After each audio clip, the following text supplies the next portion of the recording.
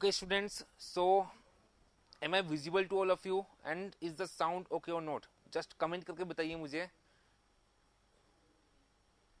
Okay, is the sound okay?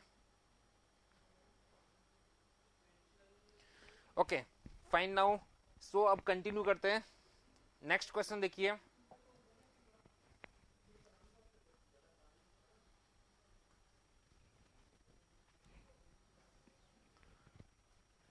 When a load is transferred through one surface to another surface in contact, the stress is known as. ठीक है, बताइए. जब एक surface दूसरी surface के contact में और इस कांटेक्ट सरफेस के कारण लोड ट्रांसफर होगा, then the stress is known as. क्या बोलेंगे इसको? पहले भी डिस्कस किया मैंने ये.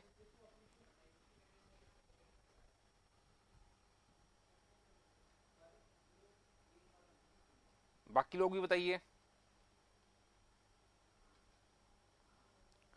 ऐसा मैंने डिस्कस किया था कि suppose this is some block, this is block number 1 and this is block number 2. तो मैंने ऐसा कहा था कि अगर ब्लॉक नंबर 2 पर अगर मैं कुछ लोड लगाऊं, तब लोड जो होगा that is transfer to block number 1. इस लोड के कारण लोड तो हमने लगाया ब्लॉक नंबर 2 पर, लेकिन इसके कारण स्ट्रेस जो होगी ब्लॉक नंबर 1 पर भी डेवलप होगी, क्योंकि लोड भी ट्रांसफर होगा ब्लॉक 1 पर. क्यों ट्रांसफर होगा? Due to this contact portion between blocks. तो कॉन्टेक्ट के कारण लोड ट्रांसफर हो रहा है, जिसको हम बोलते हैं बियरिंग के कारण लोड ट्रांसफर होना. कॉन्टेक्ट के कारण लोड ट्रांसफर होगा, उसे हम बोलेंगे बियरिंग के थ्रू लोड ट्रांसफर होना. So stress due to this contact transfer, contact load transfer is known as bearing stress. इसको हम बोलेंगे बियरिंग स्ट्रेस. कौन सा ऑप्शन है? कोई सा नहीं है. आंसर हो जाएगा none of this. Okay,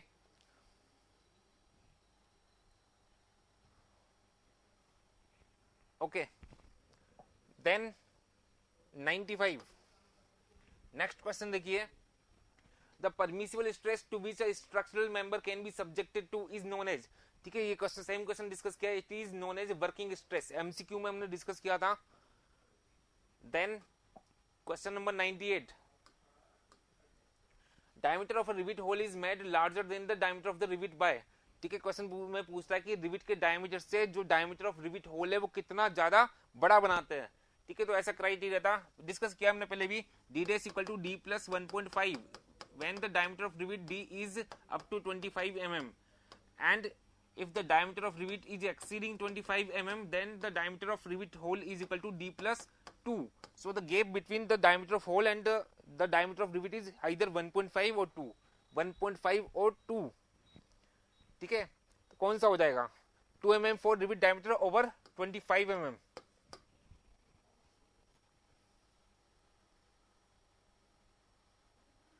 sir Saumya sir ने बताया था शेयरिंग स्ट्रेस. देखो यहाँ पे डिफरेंस है थोड़ा. ठीक है, समझना इसको. कॉन्टेक्ट के कारण load transfer that is bearing के कारण लोड ट्रांसफर. ठीक है, दो सरफेस से एक सरफेस से दूसरी सरफेस पर कॉन्टेक्ट के कारण लोड ट्रांसफर हो रहा है. और जो शेयरिंग स्ट्रेस वो क्या होती है कि कॉन्टेक्ट वाली सरफेस से वहां पर शेयर प्लेन जनरेट होगा, वहां पे शेयर जनरेट होता था. ठीक है, जैसे ये मान लीजिए कि कुछ ऐसा ये कनेक्शन है, यहाँ पर ये रिविट प्रोवाइड की हमने, तब इस केस में क्या होगा कि ये जो कॉन्टेक्ट सरफेस है यहाँ पे शेयर जनरेट होगा, यहाँ पर शेयर जनरेट होगा. डिफरेंस है दोनों में. कॉन्टेक्ट के कारण अगर ट्रांसफर हो रहा है दैट इज बियरिंग के कारण लोड ट्रांसफर, बट यहाँ पे कॉन्टेक्ट सरफेस पर शेयर स्ट्रेस डेवलप होती है. डिफरेंस है दोनों में. वीडियो स्किप होने लग गया सर. बाकी लोगों के भी सेम इश्यू है क्या? बाकी लोगों के सही चल रहा है, मतलब नवीन आपके कुछ ना कुछ इश्यू है, या तो हो सकता है आपका नेट का इश्यू हो. ओके, देन नेक्स्ट क्वेश्चन देखिए. An imaginary line along which rivets are placed is known as. ठीक है, पहले भी डिस्कस किया था एमसीक्यू में. It is known as rivet line और स्क्रीव लाइन और back line. All options are correct. ठीक है, बताया था कि जब हम रिविट्स प्लेस करते हैं, ये रिविट्स प्लेस करते हैं अलोंग अ लाइन. ठीक है, इस लाइन को हम बोलते हैं रिविट लाइन या स्क्रीव लाइन या बैक लाइन. ठीक है, इस लाइन को बोलते हैं. पहले भी डिस्कस किया था एमसीक्यू बुकलेट में. देन नेक्स्ट क्वेश्चन देखिए, the main type of butt joints is a double cover, बताइए।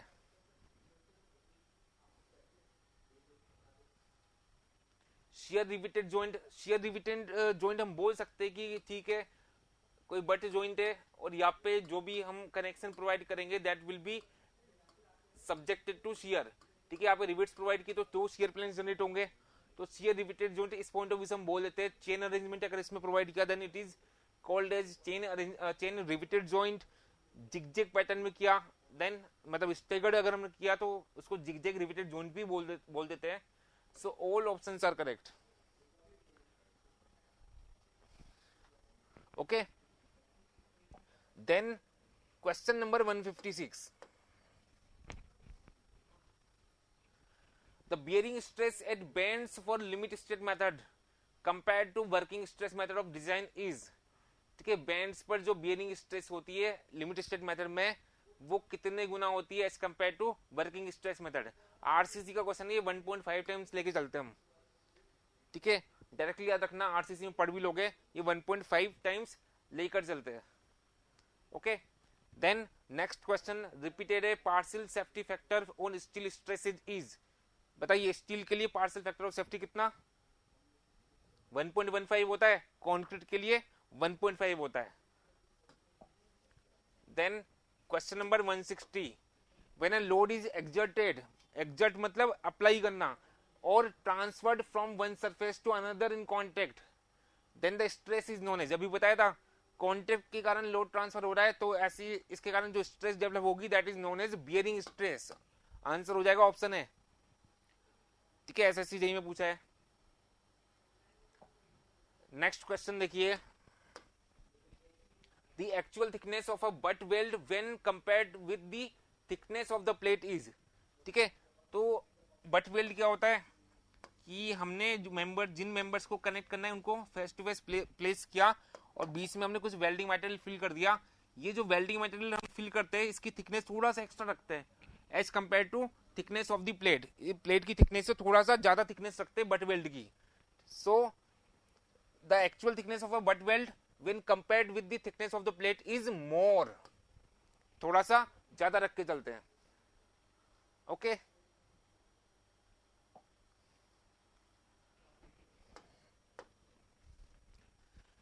देन नेक्स्ट क्वेश्चन देखिए, the fillet weld whose axis is parallel to the direction of the applied load. ठीक है, कैसे, जैसे मान लीजिए कि suppose this is some plate, this is other plate. ठीक है, इस तरह से ऐसे दो प्लेट से इनका कुछ पोर्शन ओवरलैप किया तो ऐसे लेप जॉइंट लेप वेल्ड अगर हम बनाते तो उसी को हम फ्लेट वेल्ड बोलते हैं। और यहाँ पे इसने बोला ये this is suppose direction of load, so यहाँ पे हमने वेल्डिंग की है, ये वेल्डिंग है सपोज। ओके, तो क्वेश्चन में बोलना चाह रहा है the fillet weld whose axis is parallel to the direction of the applied load. इस वेल्ड की एक्सिस देखिए इस डायरेक्शन में, मतलब डायरेक्शन ऑफ लोड में, तब इसको हम बोलते हैं एंड फ्लेट वेल्ड। ठीक है, सॉरी इसको हम बोलते हैं साइड फ्लेट वेल्ड, इसको हम बोलेंगे साइड फ्लेट वेल्ड। ठीक है, इस तरह का मतलब जो वेल्ड की एक्सिस है that is in the direction of load, so it is known as side fillet weld, इसको हम साइड फ्लेट वेल्ड बोलेंगे। ठीक है, जिन्हें नहीं पता इसको एंड नहीं, इसको साइड फ्लेट वेल्ड बोलेंगे। जिनको नहीं पता डायग्राम बना सकते हैं।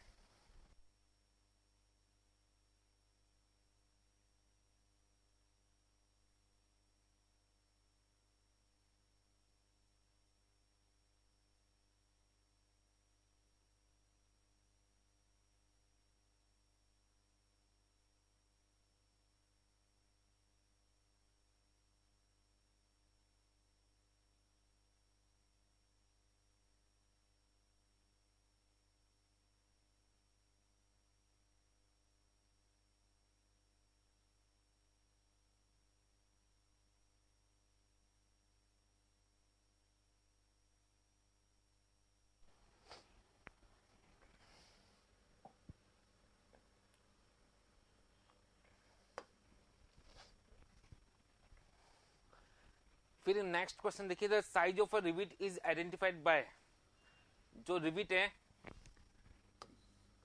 ठीक है, एक लेग साइज तो हमने ये बोली थी S1 इसको बोल दिया था, दूसरी लेग साइज इसको बोल दी थी हमने S2, और हम बोलते थे जो साइज है that is minimum of S1 and S2, ठीक है। S1 S2 के एक्चुअली में लेग लेंथ हो गई, इसको लेग बोलते थे, इसकी लेंथ हो गई, ये भी लेग लेंथ है, दोनों में से जो कम वाली लेग लेंथ हो गई that is known as size of rivet. Size of rivet बोला इसने, sorry this is size of weld, ठीक है, this is size of weld, इसने रिविट के लिए पूछा है। रिविट के लिए तो क्या है, डायमीटर ही है, रिविट के लिए पूछा है तो ये डायमीटर ही है, ठीक है। जो शेंक का डायमीटर है that is diameter of rivet, okay. और वेल्ड के लिए पूछे तो लेंथ ऑफ जो लेग है that will be the size of weld.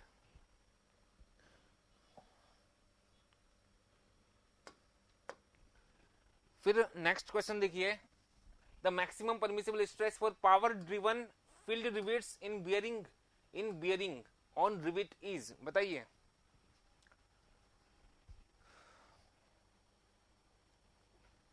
Power driven field rivets के लिए बियरिंग में पूछा है परमिसिबल स्ट्रेस कितनी होगी, एनीवन?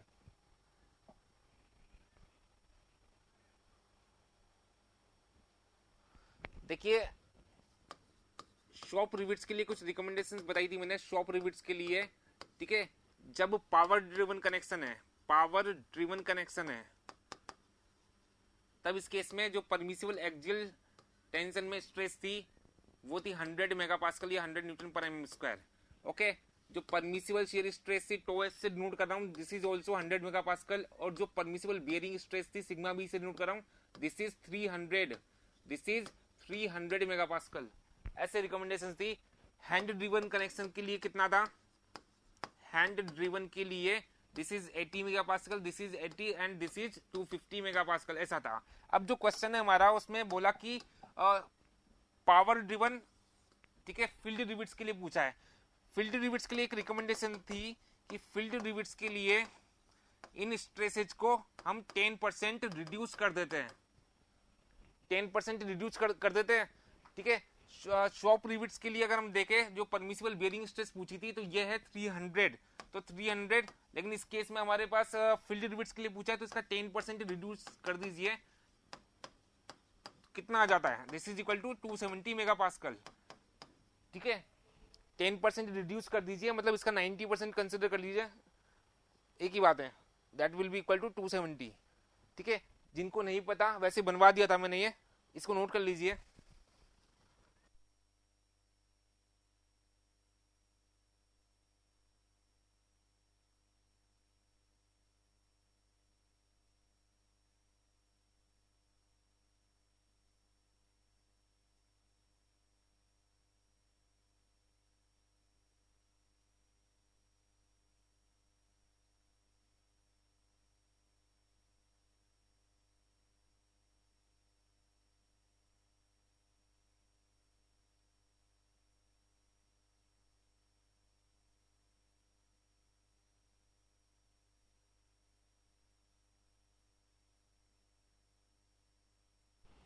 ओके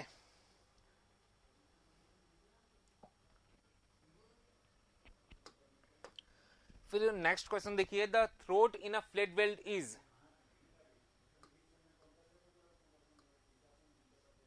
थ्रोट पूछा है तो हमें पता है कि थ्रोट क्या होता है, ये वाला पोर्शन होता है, ठीक है।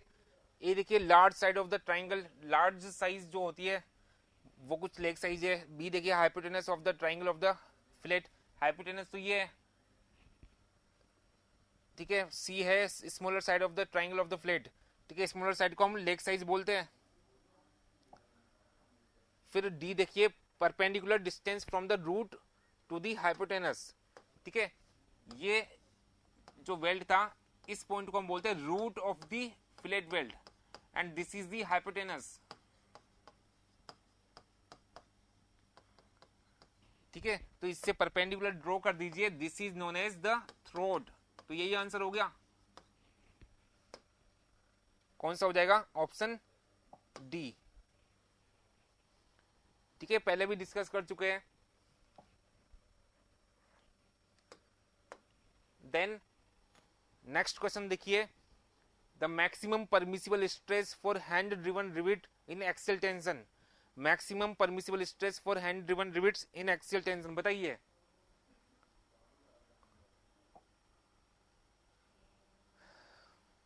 कितना एक्सियल टेंशन में हैंड ड्रिवन रिविट्स के लिए परमिसिबल स्ट्रेस कितना, 80 मेगापास्कल।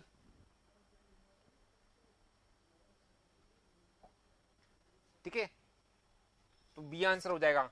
अगर क्वेश्चन में शॉप रिवीटिंग है या फील्ड रिवीटिंग है, इनमें से कुछ मेंशन नहीं है तो कंफ्यूज मत होना, आपको शॉप रिवीटिंग अज्यूम करना है। अगर फील्ड रिवीटिंग होगी तो वो मेंशन करेगा। ठीक है, इस क्वेश्चन में ये नहीं बोला कि शॉप रिवीटिंग है या फील्ड रिवीटिंग है, तो कंफ्यूजन की कोई बात नहीं है। ठीक है, इस केस में हम हमेशा शॉप रिवीटिंग मान के चलेंगे, सबसे बेस्ट कनेक्शन वही होता है। देन नेक्स्ट क्वेश्चन देखिए,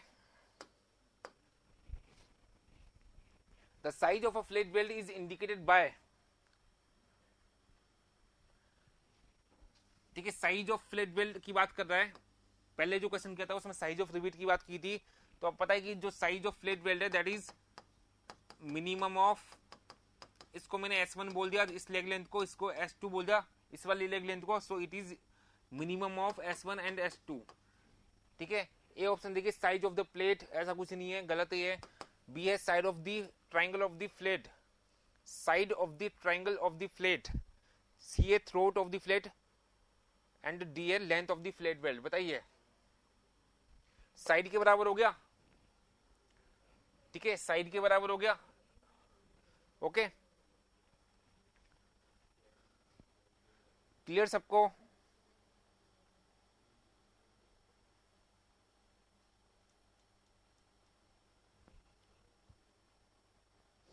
ओके, देन नेक्स्ट क्वेश्चन देखिए, diameter of a rivet hole is made larger than the diameter of the rivet by।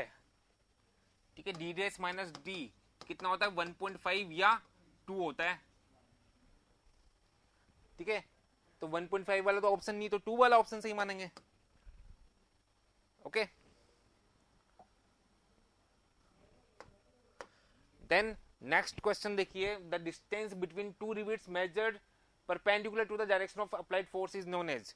क्या होता है, गेज डिस्टेंस होती है लोड के डायरेक्शन के परपेंडिकुलर डायरेक्शन में centre to centre distance between rivets और bolts is known as gauge distance. पहले भी डिस्कस किया था, परपेंडिकुलर डायरेक्शन में गेज डिस्टेंस बोलते हैं, लोड की डायरेक्शन में पिच बोल देते हैं।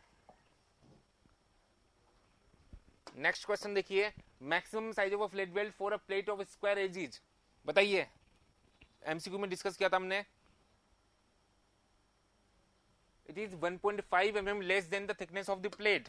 ठीक है, जस्ट रिमाइंड करा रहा हूँ, नोट मैंने करवा रखा है आपको, जस्ट रिमाइंड करा रहा हूँ मैं कि ऐसा कुछ रिकमेंडेशन है कोड में कि जब स्क्वायर एज पर हम फ्लैट वेल्डिंग करते हैं, ठीक है, समथिंग लाइक दिस, तब जो मैक्सिमम साइज ऑफ वेल्ड है, ठीक है, this is the maximum size of weld. ठीक है, मैक्सिमम साइज ऑफ वेल्ड जो है, इस थिकनेस को मैं अगर T बोलूं, so it is equal to क्या, T माइनस 1.5 mm। ऐसा बताया था कि कम से कम यहाँ पे 1.5 mm का गैप छोड़ना पड़ेगा। ओके, और एक और रिकमेंडेशन थी जो भी बहुत इंपॉर्टेंट है, ये रिकमेंडेशन और एक और राउंडेड सेक्शन के लिए थी, रोल्ड सेक्शंस के लिए। तो ये कोई एंगल सेक्शन है सपोज, और इसकी टो पर, दिस इज द टो, इसको टो बोला, यहाँ पे अगर फ्लैट वेल्डिंग की है, ठीक है, यहां पर सपोज फ्लैट वेल्डिंग की है, इस जगह गई, ठीक है, यहां पे वेल्डिंग की है, तब इसकी थिकनेस को अगर मैं T बोलूं, तब इस वेल्ड की जो मैक्सिमम साइज है that should not be more than कितना, 3/4 टाइम्स T। ये कोडल प्रोविजन है। ठीक है, जस्ट रिमाइंड करा रहा हूँ, नोट मैंने ऑलरेडी करवा रखा है। ओके, तो स्क्वायर वेल्ड के केस में क्या होगा, इसका आंसर हो जाएगा ऑप्शन है, सीधा कोडल प्रोविजन है। Any doubt? Okay, then next question देखिए, the minimum edge and end distance from the center of any hole to the nearest flame cut edge, nearest flame cut edge shall not be less than, कितना होता है बताइए? Minimum and distance या minimum age distance के लिए बोला है।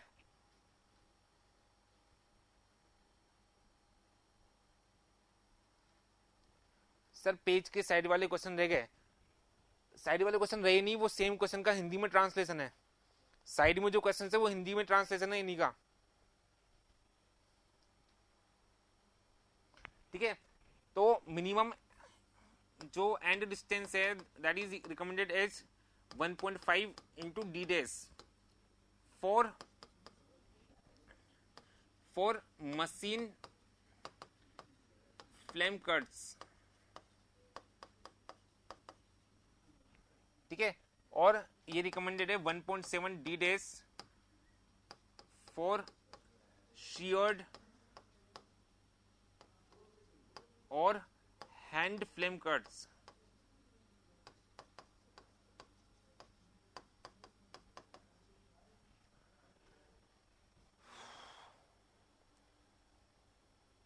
Okay तो इस केस में कितना 1.7 टाइम्स लेके चलेंगे।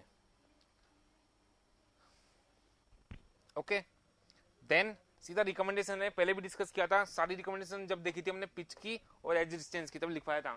देन नेक्स्ट क्वेश्चन देखिए, if a 2 centimetre diameter rivet connects 2 plates as shown in figure, ठीक है। कुछ डायग्राम वगैरह दिया है, 2 सेंटीमीटर डायमीटर दिया है, it connects 2 plates as shown in figure and safe shear stress for rivet is 1000 kg per centimeter square, then the value of maximum permissible pull will be, ठीक है। तो जो भी डेटा दिया उससे हम केवल shear strength कैलकुलेट कर सकते हैं। अब यहाँ पे देखिए हमें ये पता लग रहा है कि यहाँ पर जो रिविट है that is in single share, एक ही शेयर प्लेन होगा, जहाँ पे 2 सरफेस मिलती है वहां पे शेयर प्लेन जनरेट होता है। This is the shear plane, this is the shear plane, एक ही शेयर प्लेन है, एक ही शेयर प्लेन है, तो इसकी शेयर स्ट्रेंथ कितनी, shear strength of the rivet, इसको मैं टीएस बोल देता हूं।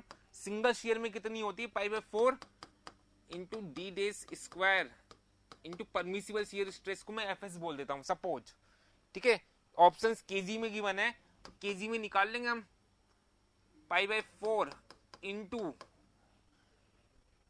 डी डेज दिया है कितना, डायमीटर ऑफ रिविट है 2 सेंटीमीटर, डायमीटर ऑफ रिविट है 2 सेंटीमीटर, ठीक है। इधर नोट कर रहा हूं मैं, diameter of rivet is 2 centimetre, या हम बोलेंगे 20 mm, एक ही बात है ना।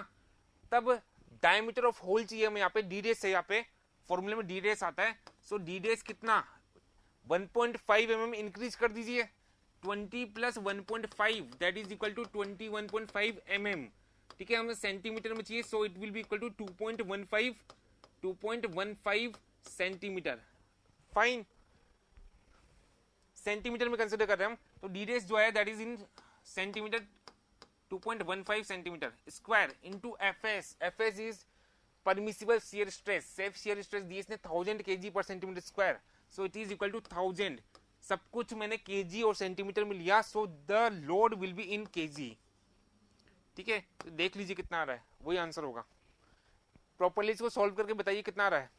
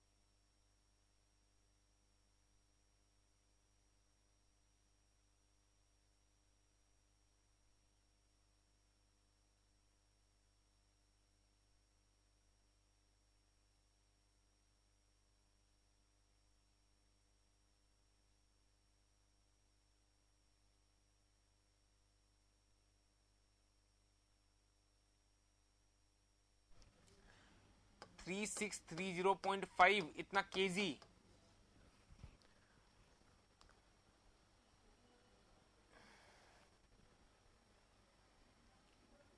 Yes it is in KG. मैंने डिस्कस भी किया था कि फोर्स को हम ग्रेविटेशनल मैट्रिक मेथड में केजी में मेजर करते हैं। ठीक है, सब कुछ केजी में हमने कंसिडर किया, केजी और सेंटीमीटर में, तो ये केजी में आएगा आंसर।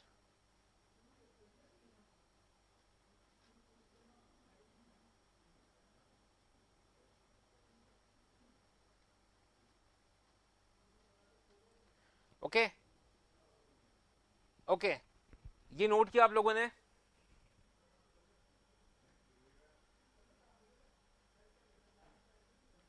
ओके मैं देखिए, तो नियरेस्ट ऑप्शन कौन सा हो गया? यही होगा। ठीक है, नियरेस्ट ऑप्शन ये हो गया, तो ये आंसर माना जाएगा। देन नेक्स्ट क्वेश्चन देखिए,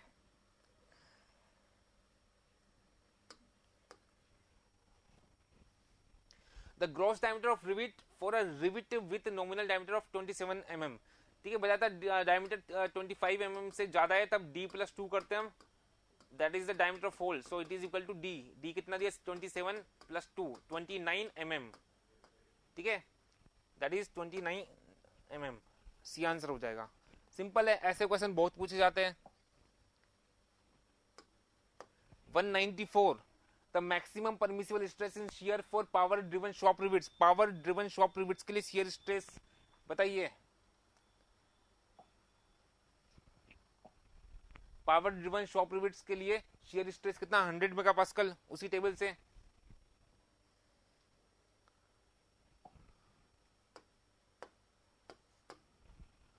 ओके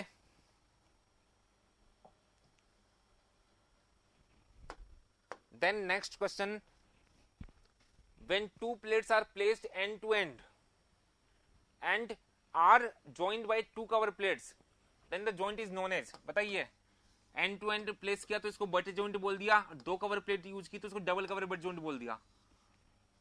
ओके एक ही कवर प्लेट यूज करते तो इसको सिंगल कवर बट जॉइंट बोलते हैं, तो आंसर हो जाएगा double cover butt joint, which is option D.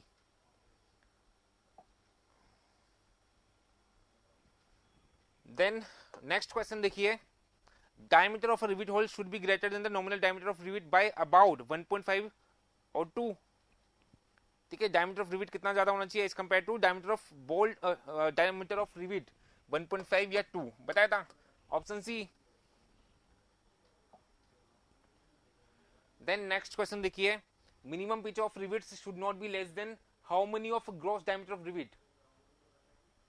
बताइए, मिनिमम पिच की रिकमेंडेशन है, मिनिमम पिच जो है दैट इज 2.5 टाइम्स डी। जो 2007 वाला कोड है उसमें डी है, और जो पुराना कोड था 1984 वाला वहां पे डी डेस था। ठीक है, डायमीटर ऑफ होल था, तो यहाँ पे 2.5 टाइम्स। सिंपल सी रिकमेंडेशन है, कोडल प्रोविजन है, minimum pitch should not be less then this value. ठीक है, फिर नेक्स्ट क्वेश्चन देखिए, effective throat thickness and size of weld are connected as। तो थ्रोट थिकनेस के लिए हमने बोला T equal to some constant time size of weld, और K की वैल्यू एंगल के बेसिस पे गिवन थी। ठीक है, तो कौन सा हो जाएगा? ऑप्शन सी हो जाएगा। देन नेक्स्ट क्वेश्चन देखिए 164, bolts are most suitable to carry, repeated है, it is most suitable to carry axial tension. For a rivet of 36 mm diameter, the diameter of hole shall be taken as 36 plus 2। ठीक है, 25 से ज्यादा है तो 2 mm बढ़ा देंगे, so answer कितना हो जाएगा? 36 plus 2 दैट इज 38। क्लियर सबको? आता है आप लोगों को ये? किसी को डाउट हो तो पूछिएगा। Then what should be multiplied with permissible bearing stress to find out strength of rivet in bearing? strength of rivet in bearing को मैं TB बोल रहा हूं। ठीक है, बताइए आंसर, बताइए इसका मुझे। बियरिंग में पूछना चाह रहा है, बियरिंग में पूछना चाह रहा है। ठीक है, वो should be multiplied with permissible bearing stress. Permissible bearing stress को मैं सिग्मा बी बोल रहा हूँ, इससे क्या मल्टीप्लाई करें कि हमें strength of rivet in bearing मिल जाए। ठीक है, तो ये ब्रैकेट वाली टर्म पूछी क्या, ठीक है, तो इतना तो समझ में आता है। स्ट्रेंथ मतलब सम लोड कैरिंग कैपेसिटी, मतलब सम फोर्स कि कितना लोड कैरी कर लेगा under bearing, that is equal to some stress into some area, that should be equal to some stress into some area. ठीक है, तो ब्रैकेट वाली टर्म कुछ एरिया होगा, ब्रैकेट वाली टर्म कुछ एरिया होगा। ठीक है, यूनिट वाइज देखे तो एरिया ये भी हो सकता है, एरिया ये भी हो सकता है, ये भी एरिया हो सकता है, लेकिन डी इंटू टी स्क्वायर तो गलत हो गया। इसकी यूनिट देखिए एम एम क्यूब आ रही है, एरिया तो एम एम स्क्वायर में होता है। ओके, फॉर्मूला अगर आपको पता है तो कर सकते हो, बताइए।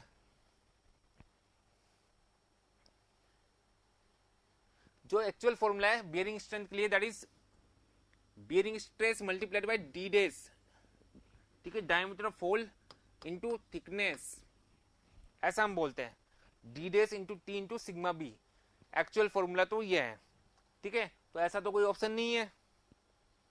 ठीक है, ऐसा तो कोई ऑप्शन नहीं है। अगर पिच की टर्म में अगर हम कैलकुलेट करना चाहें तो पिच की टर्म में हम स्ट्रेंथ बोलते हैं p minus d into t into sigma b, ऐसा स्ट्रेंथ बोलते हैं। तो स्ट्रेस को इससे गुना कर देंगे तो ये आंसर मान सकते फिर। ठीक है, अगर पिच गिवन है तब पिच की टर्म में हम ऐसे कैलकुलेशन कर लेते हैं बियरिंग स्ट्रेंथ की, अगर पिच गिवन नहीं है तब हम ऐसा कर सकते हैं। ठीक है, तो यहां पर इस ऑप्शन को सही मान सकते हैं। ओके, क्लियर सबको, बताइए। ओके,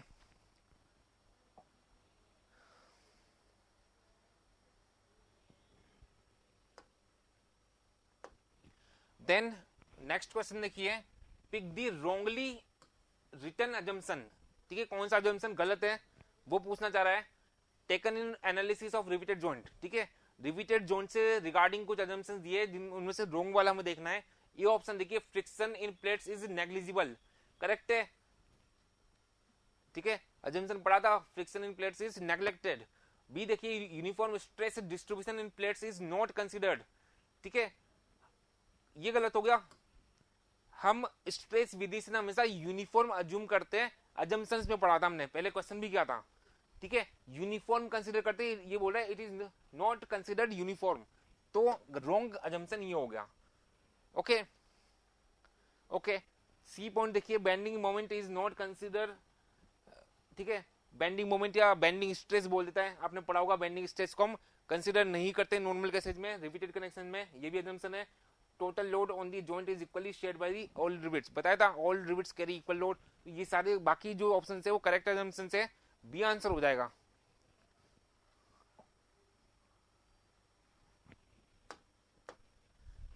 देन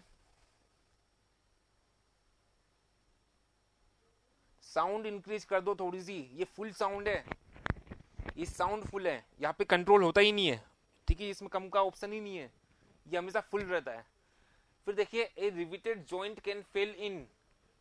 ठीक है, तो ये क्वेश्चन रिपीटेड है, डिस्कस किया था कि ये टीयरिंग ऑफ प्लेट के कारण फेल हो सकता है, शेयरिंग ऑफ रिविट के कारण फेल हो सकता है, बियरिंग ऑफ रिविट या प्लेट के कारण फेल हो सकता है। So any of these are possible. Okay,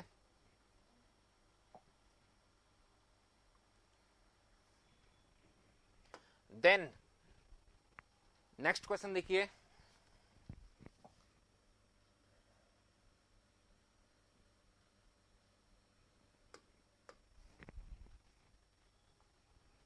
the type of weld used to connect two plates at a left joint। Left joint से जब भी हम वेल्डिंग करेंगे तब वो उसका सेक्शन कैसा होगा, ट्राइंगुलर होगा, मतलब वो क्या होगा, फ्लैट वेल्ड हो गया। कैसा वेल्ड हो गया, वो फ्लैट वेल्ड हो गया, बताया था पहले भी, बहुत इंपॉर्टेंट पॉइंट है। ठीक है, किसी को भी कोई भी डाउट हो, जो भी हम डिस्कस करें उससे रिगार्डिंग, तो पूछिएगा जरूर। फिर नेक्स्ट क्वेश्चन देखिए, if line of action of forces in a system of forces meet at a point then these forces are called as।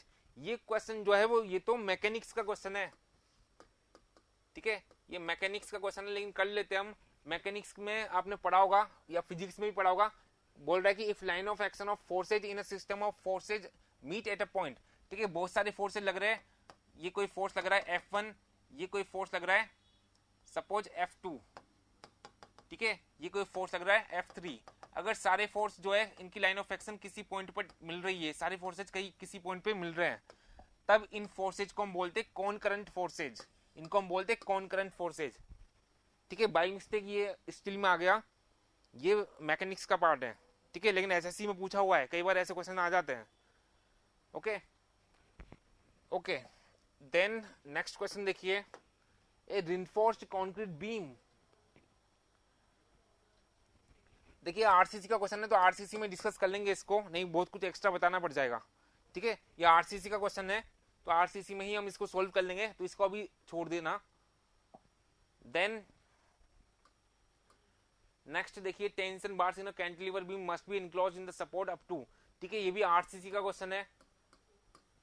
ठीक है, ये क्वेश्चन आप देखोगे, आप डेवलपमेंट लेंथ और बॉन्ड स्ट्रेस वगैरह पढ़ोगे ना आरसीसी में, तब आप पढ़ोगे। ठीक है, LD/3 होता है, तो ये बॉन्ड स्ट्रेस डेवलपमेंट लेंथ वगैरह जब डिस्कस करोगे तो वहां पे देख लोगे।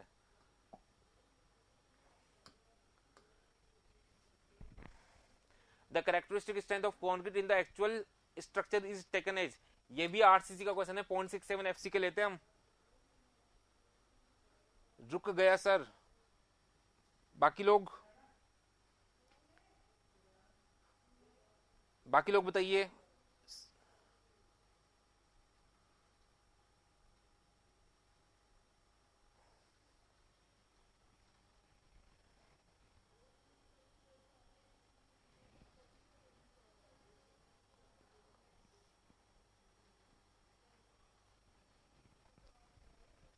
ओके तो ये आरसीसी में पढ़ लोगे, इसका रीजन भी मैं एक्सप्लेन कर दूंगा, या जो भी आरसीसी आपको पढ़ाएगा वो एक्सप्लेन कर देगा रीजन। ठीक है, तो अभी डायरेक्टली याद रख सकते हो, 0.67 FC के कंसिडर करते हैं। ठीक है, FC के divided by partial factor of safety, partial factor of safety concrete के लिए कितना होता है, 1.5 होता है, तो वहां से आ जाता है 0.67 FC के। ओके, ये भी आरसीसी का क्वेश्चन है, the purpose of lateral ties in short concrete columns is. ठीक है, तो ये भी आरसीसी में पढ़ लेना। बाकी कॉमन सेंस की बात है कि जो मेन जो रिइंफोर्समेंट है, ठीक है, लेंथ ऑफ कॉलम के अलोंग लॉन्गिट्यूडनल जो रिइंफोर्समेंट है उसकी बकलिंग को प्रिवेंट करने के लिए हम टाई बार्स प्रोवाइड करते हैं। ठीक है, प्रॉपर्ली डायग्राम वगैरह से हम आरसीसी में पढ़ेंगे इसको। ठीक है, तो ये हो जाता है to avoid buckling of longitudinal bars. Fine, तो ये कनेक्शंस वाला पार्ट आई थिंक कंप्लीट है, नहीं कंप्लीट, अभी कुछ क्वेश्चन बाकी है।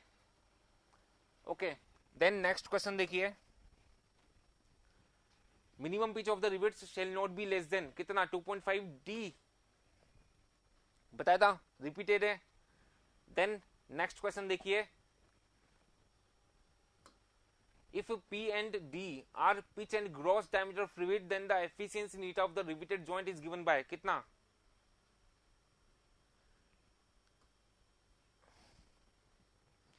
ठीक है, पहले का ही डिस्कस किया हमने, P minus D upon P। ठीक है, D याद रखना, D is the gross diameter of rivet यहां पर, तब हम ऐसा बोल सकते हैं। ठीक है, जब विड्थ गिवन नहीं होती तो हम सारी कैलकुलेशन पिच की टर्म में करते हैं, जब विड्थ गिवन नहीं होती तो हम पिच की टर्म में कैलकुलेशन करते हैं। ओके, देन नेक्स्ट क्वेश्चन देखिए, the permissible bending stress in steel is, permissible bending stress कितनी होती है, 0.66 FY होती है। चाहे परमिसिबल बेंडिंग कंप्रेसिव स्ट्रेस की बात करें या परमिसिबल बेंडिंग टेंजेंशियल स्ट्रेस की बात करें, that is equal to 0.66 FY। ठीक है, so it is equal to 0.66 FY कितना, 250, इतना न्यूटन पर mm स्क्वायर। बताइए कितना आ रहा है, बताइए।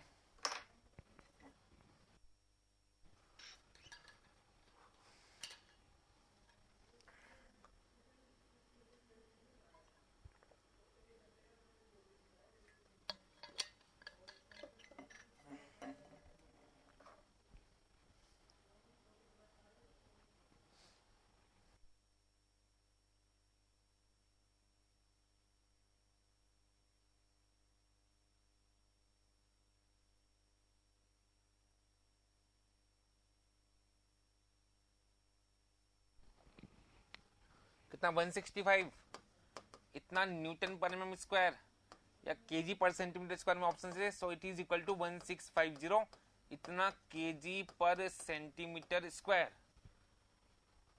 ठीक है, तो 1650 देख लीजिए, कौन सा सही मानेंगे, ए को मानेंगे, नियरेस्ट ऑप्शन ये हो गया। ओके, देन नेक्स्ट क्वेश्चन देखिए, to the calculated area of cover plates of a built up beam an allowance for rivet holes to be added is, rivet holes के लिए अलाउंस क्या होगा, ठीक है, बिल्ट अप बीम के लिए, तो ये सीधा कोडल प्रोविजन है, 13% होता है, ओल्डर कोड में था ये भी, ठीक है, बिल्ट अप बीम के लिए पूछा है, कवर प्लेट्स के केस में अलाउंस कितना 13% होता है, ठीक है, सीधा कोडल प्रोविजन है। इसके बाद 99 देखिए, अकॉर्डिंग टू IS 800 1962, ये भी पुरानी कोड का क्वेश्चन है, बिल्ट अप बीम के लिए पूछा था 13%, ठीक है, वैसे ये क्वेश्चन काम के नहीं है, ठीक है, बहुत ओल्डर कोड के क्वेश्चन से, तो इसलिए नॉर्मली पूछते नहीं है, कभी कहीं अगर किसी बुक से अगर किसी एग्जाम में क्वेश्चंस कॉपी पेस्ट किए जाते हैं तब ऐसे क्वेश्चंस आ जाते हैं, जैसा कि SSC में होता है, ठीक है। The permissible bending stress in steel slab plates is, ठीक है, डिस्कस किया था,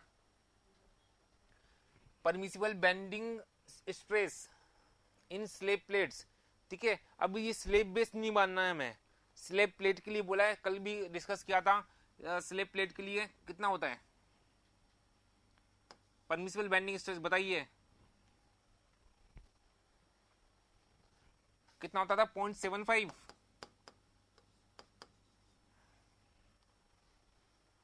FI,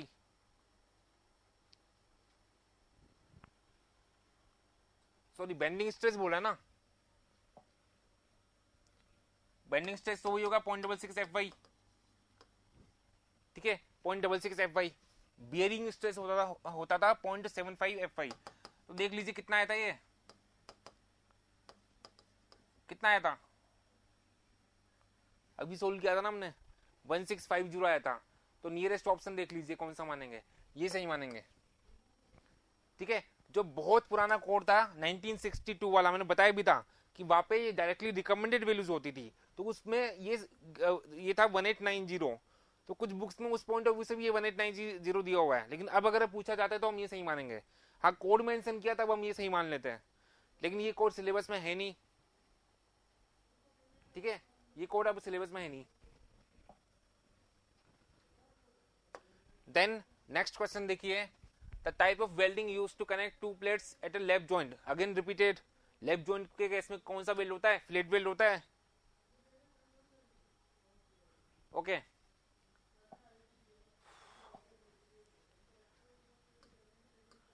then a riveted joint can fail in, again repeated, tearing of plate में फेल हो सकता है, शेयरिंग ऑफ रिविट हो सकती है, बीयरिंग ऑफ प्लेट या रिविट हो सकता है, any of the above is possible, ठीक है, रिपीटेड क्वेश्चन है। इसके बाद नेक्स्ट क्वेश्चन देखिए, the gross diameter of 14 mm nominal diameter rivet is, ठीक है, कितना होगा, D plus 1.5, 14 plus 1.5, that is 15.5, okay, then the effective length of a flat weld of length L is, बताइए flat weld के लिए effective length क्या होती है, फ्लैट वेल्ड के लिए इफेक्टिव लेंथ LE से नोट कराऊं, it is equal to actual length, बहुत इंपॉर्टेंट क्वेश्चन है, बहुत बार पूछते हैं, पहले भी डिस्कस किया है, minus 2 times size of weld, S is size of weld, ठीक है, कौन सा आंसर हो जाएगा, कौन सा आंसर हो जाएगा, सी आंसर हो जाएगा, ठीक है। और जो बट वेल्ड है उसके लिए इफेक्टिव लेंथ क्या होती है, जल्दी से बताइए, बट वेल्ड के लिए इफेक्टिव लेंथ कितनी, बट वेल्ड के लिए इफेक्टिव लेंथ कितनी, इक्वल, ठीक है, एक्चुअल लेंथ के इक्वल, दोनों याद रखना, ठीक है। ये क्वेश्चन बहुत बार पूछा जाता है, most of the time Rajasthan के एग्जाम्स में ये क्वेश्चन पूछा जाता है, बहुत बार पूछा है, ठीक है। Then the last question, the strength of field rivets as compare to shop rivets is, कितना,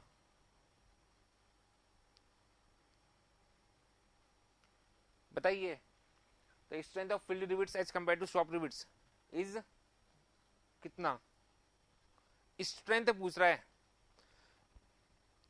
मैंने बताया था कहीं पे एमसीक्यू में कि जो फील्ड रिविट्स की स्ट्रेंथ है वो 10% रिड्यूस हो जाती है as compare to strength of shop rivets. 10% reduce कर देते हैं, मतलब कितनी बाकी रह गई, कितनी रिमेनिंग स्ट्रेंथ हो गई फील्ड रिविट्स की, 90% of strength of shop rivets 90% रह गई, 10% को रिड्यूस किया तो 90% बच गई।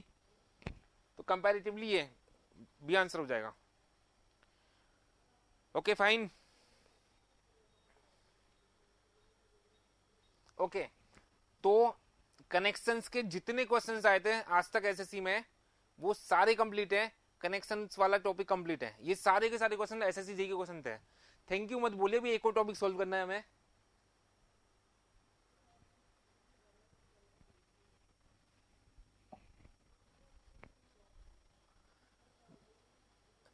धनंजय RSMSSB का भी एग्जाम जल्दी हो सकता है, वापस से फॉर्म जो है उनके लिए लिंक्स ओपन है। ओके और टाइम इतना बचा नहीं, अब शायद अगला सब्जेक्ट स्टार्ट होगा जल्दी से, तो इसलिए हमारे पास बाउंडेशंस हैं, तो इसलिए हमें क्लास लेनी पड़ेगी। एक टॉपिक और कर लेते हैं हम।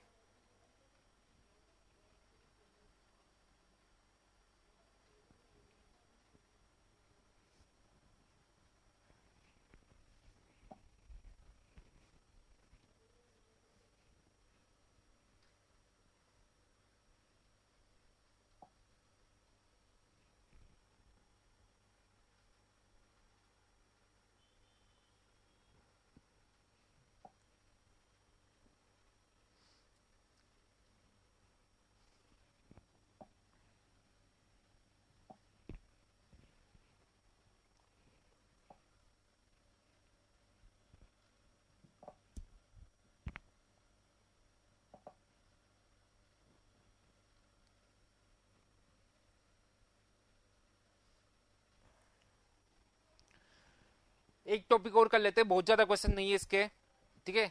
एक टॉपिक और कंप्लीट कर लेते हैं हम, टेंशन मेंबर, ठीक है। बहुत ज्यादा क्वेश्चंस नहीं है इसके, तो ये हम डिस्कस कर लेते हैं।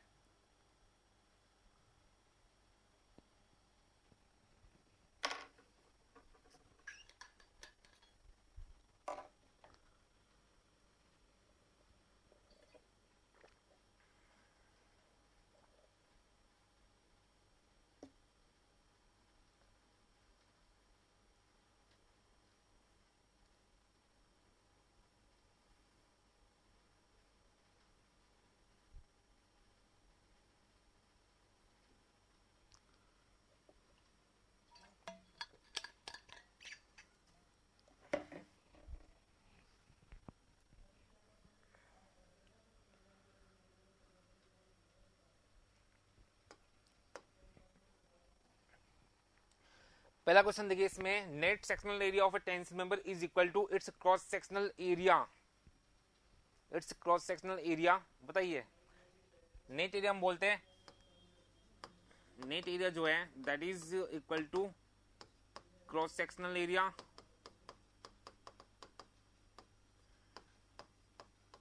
Minus area corresponding to holes. बहुत इंपॉर्टेंट पॉइंट है, बहुत बार पूछते हैं, ठीक है। टेंशन मेंबर के डिजाइन में हम क्या करते हैं, नीट एरिया कंसिडर करते हैं, जबकि कंप्रेशन मेंबर के डिजाइन में ग्रोस एरिया कंसिडर कर देते हैं, ठीक है। कौन सा आंसर हो जाएगा, डी आंसर हो जाएगा।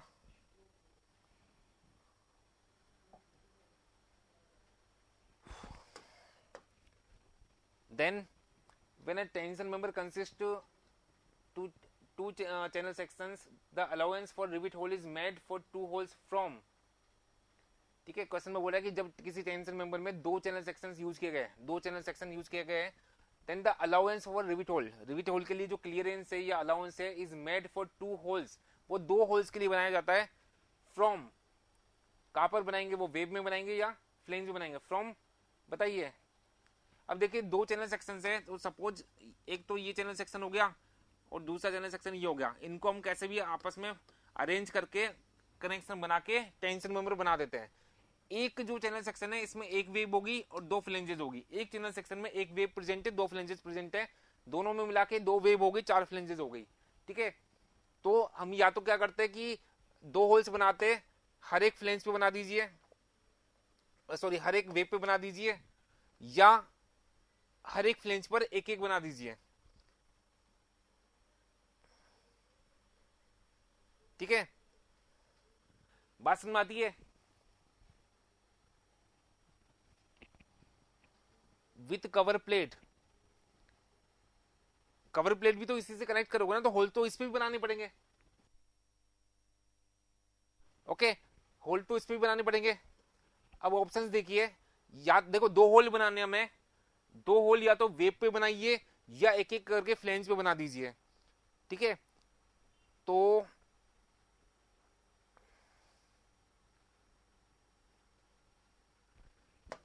दोनों में से कम वाला लेके चलते हैं।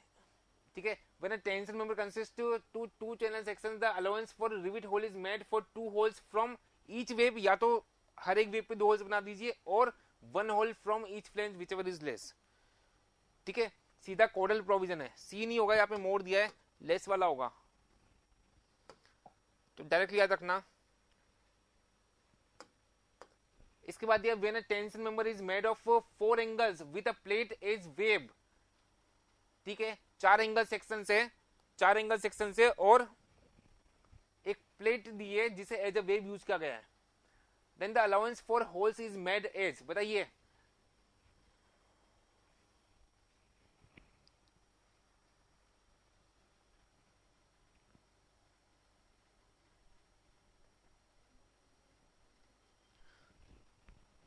ठीक है, ओल्डर कोड में ये था अलाउंस वाला जो रिकमेंडेशन था, बताइए। चार एंगल सेक्शन यूज किए। ठीक है, एंगल सेक्शन ऐसा होता है, चार एंगल सेक्शन को हम कैसे भी प्लेस करके और आपस में कनेक्ट कर देंगे, as a tension memory use कर लेंगे इसको। जो चार एंगल सेक्शन यूज किए, इनको किसी प्लेट से कनेक्ट करना है, then the allowance for holes is made as.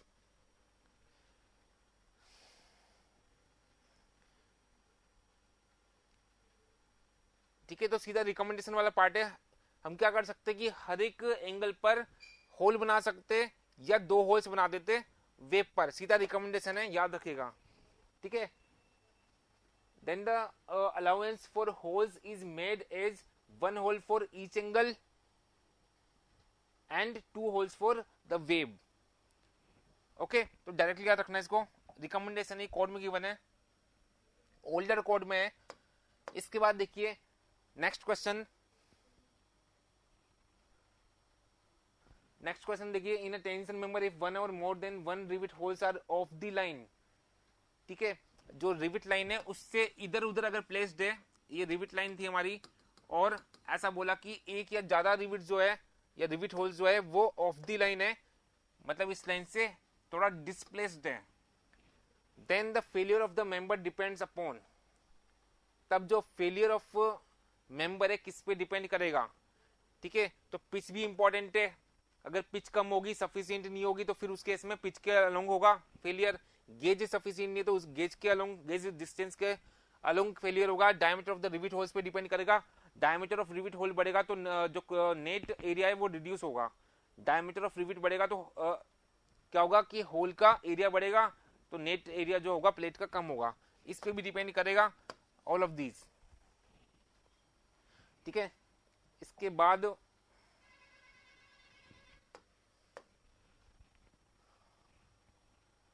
For double angles carrying tension placed back to back. ठीक है, दो एंगल सेक्शन से and these are placed back to back, ऐसा कुछ, इसको बैक टू बैक प्लेसिंग बोलते हैं, and connected to either side of the gusset plate. ठीक है, it is connected to the either side of the gusset plate, then the sectional area of the section is equal to the cross sectional area of। बताइए, ये discuss किया हुआ है मैंने।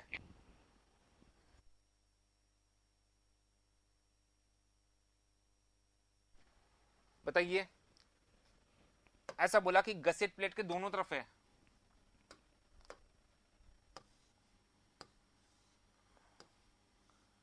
ठीक है, two angles placed back to back, ओ एक तरफ है, गसेट प्लेट की एक तरफ है। Okay, then the sectional area of the section is equal to the cross sectional area of. बताइए,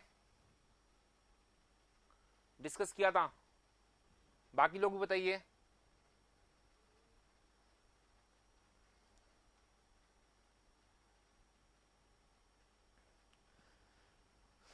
वही नेट एरिया पूछना चाह रहा है एक तरह से।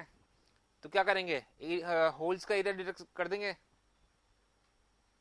ठीक है, कौन सा हो जाएगा, ऑप्शन सी हो जाएगा, the section, the area of this section minus area of rivet holes. ठीक है, ये पूरा एनालिसिस बताया था, 4-5 केस डिस्कस किए थे मैंने, 4 केस डिस्कस किए थे। ठीक है, तब नेट एरिया क्या होगा कि होल्स का एरिया का डिडक्शन कर दीजिए। ओके, देन नेक्स्ट क्वेश्चन देखिए, a structural member subjected to tangential force in a direction parallel to its longitudinal axis, longitudinal axis के along टेंजल लोडिंग लग रही है, तब इसको हम टेंशन मेंबर या टाई मेंबर बोल देते हैं, ये सिंपली टाई बोल देते हैं। Then it is known as tie और टाई मेंबर, और you can say tension member. All of these are correct.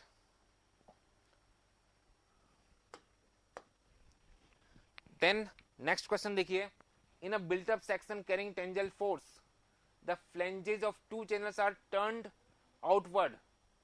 ठीक है,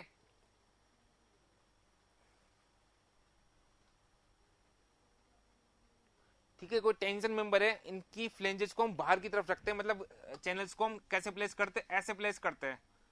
ठीक है, बाहर की तरफ ऐसे प्लेस करते हैं। दो चैनल सेक्शन है, इनको हम ऐसे असेंबल करते हैं। दूसरी पॉसिबिलिटी क्या आती है, हम ऐसे भी असेंबल कर सकते थे। ठीक है, ऐसे भी असेंबल कर सकते थे, फिर कनेक्ट कर सकते थे, लेकिन मैं नॉर्मली ऐसा करते हैं। ठीक है, बिल्ट अप सेक्शंस में क्यों करते हैं वो रीजन पूछा जा रहा है। ए ऑप्शन है to simplify the transverse connections, जो ट्रांसवर्स कनेक्शन है लेटरल कनेक्शन से, उनको सिंप्लीफाई करने के लिए। ओके, तो ऐसा कुछ नहीं, कनेक्शन जो है वो सिंप्लीफाई तो किसी केस में नहीं होगा, मतलब डिजाइन थोड़ी चेंज हो जाएगी। बी देखिए, टू मिनिमाइज द लेसिंग। ठीक है, टू मिनिमाइज द लेसिंग, तो ऐसा नहीं है, जब इस केस में गैप ज्यादा होगा, ठीक है, तो मिनिमाइज नहीं होगी बल्कि लेसिंग की लेंथ बढ़ जाएगी। सी देखिए, to have greater lateral rigidity, आप ये बोल सकते हो कि इससे लेटरल रिजिडिटी या लेटरल स्टेबिलिटी बढ़ जाएगी। कैसे बढ़ जाएगी, इस केस में आप निकालिए लेमडा, इस केस में आप निकालिए लेमडा, या आर निकाल लीजिए रेडियस ऑफ जायरेशन, तो इस केस में लेमडा कम आएगा इसके कंपैरिजन में। या मैं ऐसा बोल सकता हूं कि इस केस में radius of gyration, minimum radius of gyration जो है that will be more as compare to this case. ठीक है, बताया था ना, radius, minimum radius of gyration बढ़ने से लेटरल स्टेबिलिटी बढ़ती है, क्योंकि लेमडा कम होता है। ठीक है, तो इस अरेंजमेंट के लिए मिनिमम रेडियस ऑफ जायरेशन जो होगा that will be more as compare to this case. तो इस केस में हम बोल सकते हैं कि लेटरल स्टेबिलिटी या लेटरल रिजिडिटी बढ़ेगी। सी आंसर हो जाएगा। ओके, क्लियर, बताइए।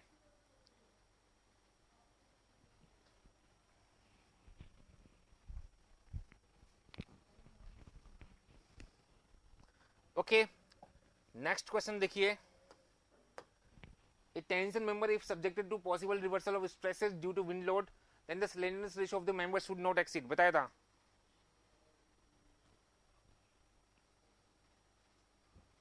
बताइए, टेबल बनाई थी टेंशन मेंबर के लिए।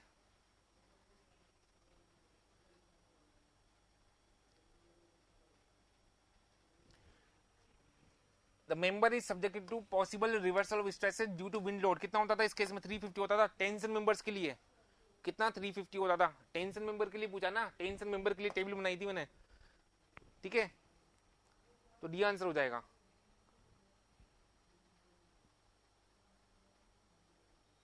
ओके, देन नेक्स्ट क्वेश्चन देखिए, the net area of round bars to resist the tension is the area of cross section 8। बताइए, the net area of round bars पूछ रहा है to resist the tension is the area of cross section 8। Tension को resist करने के लिए हमने round bars use की, तब हम नेट एरिया कौन से सेक्शन का कंसिडर करते हैं, बताइए।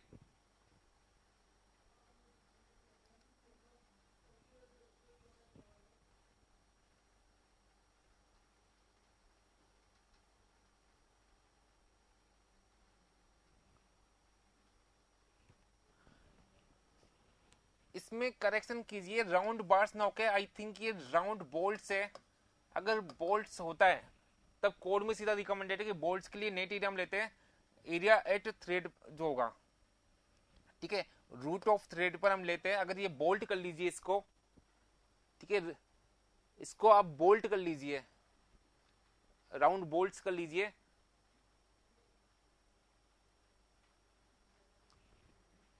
The net area of round bolts, ठीक है, बार्स लिखा हुआ है इसकी जगह बोल्ट्स कर लीजिए, to resist the tension is the area of cross section eight.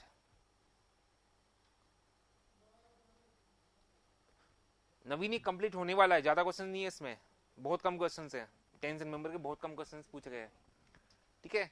तो इस केस में जो होगा, जो कोड ने रिकमेंड किया कि बोल्ट का नेट एरिया हम क्या लेते हैं, बोल्ट में दो पोर्शन होते हैं, आपने देखा होता है, एक तो कुछ हेड वाला पोर्शन होता है और दूसरा कुछ शेंक वाला पोर्शन होता है और नीचे थ्रेड वाला पोर्शन कुछ होता है। तो कोड ने ऐसा बोला कि जो नेट एरिया हम लेंगे बोल्ट के केस में, that is the area of the thread at root, और ये कोड ने रिकमेंड किया 0.7854 डी स्क्वायर ऐसा, ठीक है। This is the net area of a bolt which is taken at the root of the thread, ठीक है। तो ये आंसर होगा इस केस में, इसको बोल्ट कर लीजिएगा, नहीं अदरवाइज तो जो इन्होंने दिया उसका कोई सिग्निफिकेंस है नहीं, ठीक है। जिनको ये नहीं पता वो नोट कर लेना, ये पूछते हैं।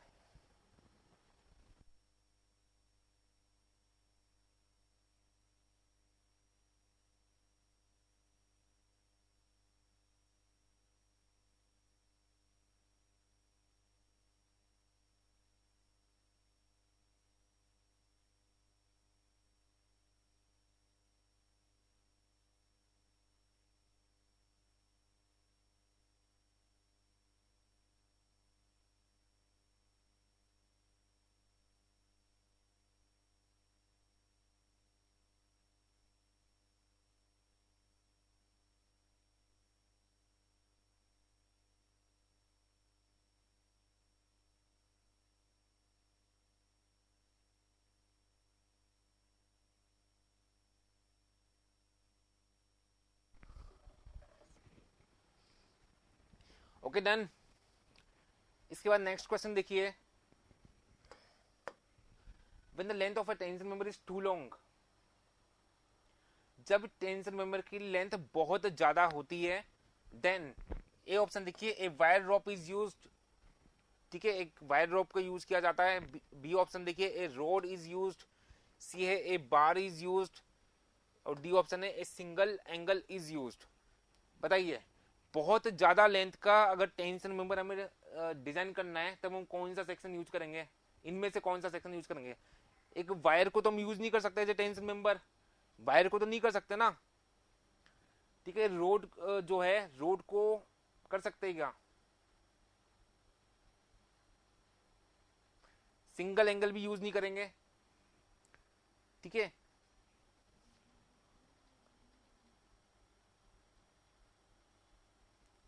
तो इस केस में हम बार यूज कर लेते हैं। क्वेश्चन अजीब तो कुछ ऑप्शन में गड़बड़ है, बार यूज करते हैं, लेकिन बी और सी ऑप्शन लगभग सिमिलर ही तो है। बी में बोल दिया रोड यूज करते, ठीक है, कुछ और होगा यहाँ पे, और सी जो है it is a bar is used, तो आप याद रखना इस केस में हम बार यूज करेंगे। ओके, देन नेक्स्ट क्वेश्चन है, the sag tie in a truss is mainly used to reduce, ठीक है, ट्रस पढ़ा था हमने, वहां पे जो सेग टाई वाला पोर्शन था वो होता था क्या, टेंशन मेंबर होता है वो, ठीक है। और उस केस में उसको क्या हमने यूज क्यों किया था बताइए, ट्रस पढ़ा है हमने, बताइए।